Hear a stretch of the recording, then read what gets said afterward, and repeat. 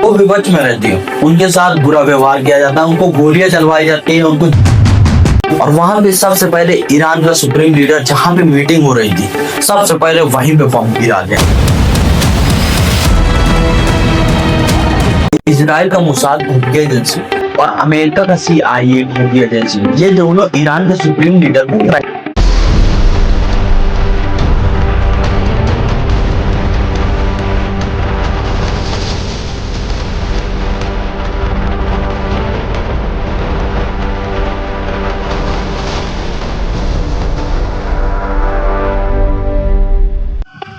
ये है ईरान की टेक्साइल स्ट्रीट, जहां पे ईरान के बहुत important officers, leaders included Iran के अली खामेनी बंकर में आते हैं। और यहाँ पे हर रोड्स पे कैमरास लगा हुआ है। जब ये जंग स्टार्ट हुई थी 13 अप्रैल 2024 को, तो इजराइल का मोसाद खुफिया एजेंसी और अमेरिका का CIA खुफिया एजेंसी, ये दोनों ईरान के सुप्रीम लीडर को ट्रैक कर रहे थे। जो कि जब जंग स्टार्ट हुई थी तो ईरान का जो सुप्रीम लीडर अली खामेनी था, वो बंकर में ही अपना टाइम ज्यादा स्पेंड करता था। जब भी मीटिंग होती थी ऑफिसर से, वो बंकर में ही जाते थे। और जब इजराइल अपना प्लान बनाता था कि नाइट में अटैक करेंगे, तो इजराइल का जो सुप्रीम लीडर था ना, वो हमेशा बंकर में ही रहता, क्योंकि उनको पता था कि रात में ही इजराइल अटैक करेगा। और इसी से ही सुप्रीम लीडर जो अली खामेनी था, वो अपने बंकर में ही रहता था, मोस्टली टाइम अपना बंकर में ही बिताता। जो भी मीटिंग होती थी वो बंकर में ही होती थी। बट ईरान की स्ट्रीट पे जो कैमरा लगा रहता था ना, इजराइल और अमेरिका के जो एजेंसीज है, मोसाद एजेंसी और CIA एजेंसी, ये दोनों कैमरा को हैक कर रहे थे। और वहां की सारी फोटोज, कौन सा ऑफिसर्स कब ट्रेवलिंग कर रहा है, कौन सा ऑफिसर्स कहाँ जा रहा है, ये सारी चीजें उनको वो वहां से डाटा कलेक्ट कर लेते थे, मोसाद एजेंसी और CIA एजेंसी। और इसी से ही इजराइल का मोसाद एजेंसी और अमेरिका का CIA एजेंसी को पता चल गया कि ईरान का जो सुप्रीम लीडर है ना, वो मॉर्निंग में मीटिंग करने वाला है। अपने जितने ऑफिसर्स हैं, बड़े बड़े ऑफिसर्स हैं, जो खुफिया ऑफिसर्स हैं, इनके साथ मीटिंग करने वाला है। और यहीं से इजराइल ने अपना गेम पढ़ा।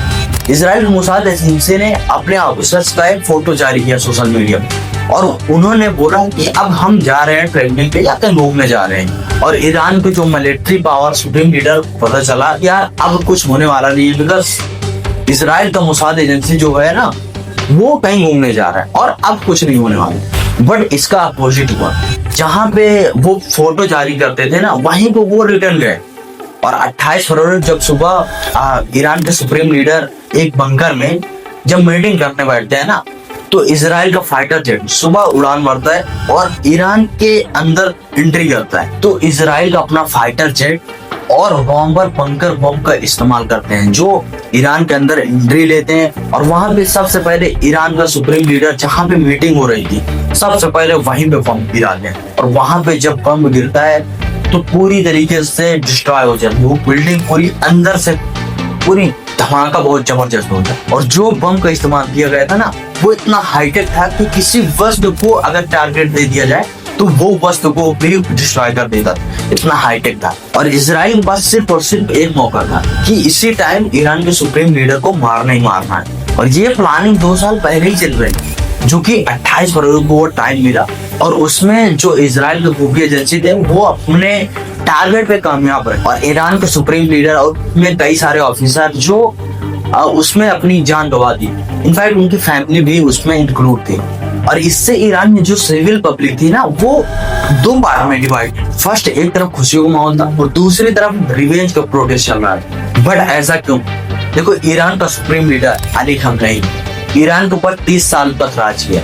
बट अली खामेनी के आने से पहले ईरान के अंदर जो कल्चर लागू था, वो फॉरेन कल्चर था, US कल्चर था। और जब ईरान का सुप्रीम लीडर अली खामेनी बनते हैं ना, तो वो वहाँ पे इस्लामिक कल्चर लागू करते हैं, जिससे वहाँ पे कुछ जनता जो थी वो इनके खिलाफ हो जाती है और कुछ जनता इनके पक्ष में आती है। और जो पक्ष में आती है उनके साथ गवर्नमेंट इक्वल रहती है, और जो विपक्ष में रहती है उनके साथ बुरा व्यवहार किया जाता है, उनको गोलियां चलवाई जाती है, उनको जेल में डाल दिया जाता है। और इसीलिए वहाँ की जो पब्लिक थी ना, वो 2 पार्ट में डिवाइड हुई है। बट अमेरिका और इजराइल ने अभी भी अपना कदम पीछे नहीं हटाया।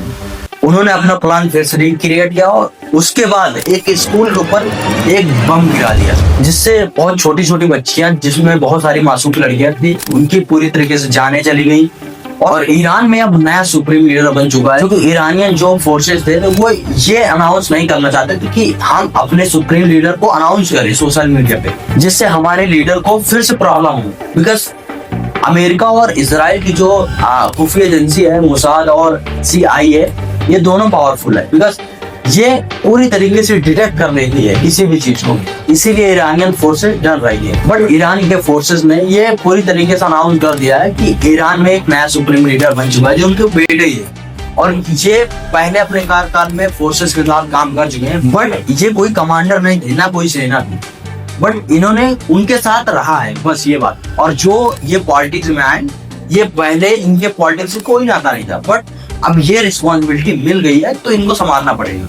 और ईरान इसराइल से डायरेक्टली इस जंग में इन्वॉल्व नहीं था, इस जंग में डायरेक्टली इन्वॉल्व था हिजबुल्लाह, जो कि हिजबुल्लाह को 27 अप्रैल 2024 को इसराइल खुफिया एजेंसी ने मार गिराया था, जो कि पहले डायरेक्टली हिजबुल्लाह और इसराइल से जंग छिड़ी। और ये जंग वो काफी दिनों तक चली थी, इसमें बहुत सारे सिविलियन मारे गए थे, और अभी भी ये जंग चालू है। अब ये जंग डायरेक्टली इन्वॉल्व हो चुकी है ईरान और इसराइल से, और अमेरिका भी इसमें इन्वॉल्व है, जो कि अब ये जंग कब तक चलती है ये तो फिलहाल नहीं पता चला। अमेरिका भी अपने स्पीच में बोल चुका है कि ये जंग हम डिसाइड करेंगे कब रोकना है और कब खत्म करना है। और अगली वीडियो इस टॉपिक बनाऊंगा इस जंग से इंडिया के ऊपर क्या इम्पैक्ट पड़ता है, इंडिया के आने वाले टाइम पे क्या इम्पैक्ट पड़ेगा। फिलहाल अभी बहुत बुरा इम्पैक्ट पड़ रहा है, बट पूरी डिटेल बनाऊँ। आई होप तुम्हें ये वीडियो पसंद आई होगी, और वीडियो पसंद आई तो लाइक करना और चैनल को सब्सक्राइब करना। मिलता हूँ स्टूडियो में। जय हिंद, वंदे मातरम।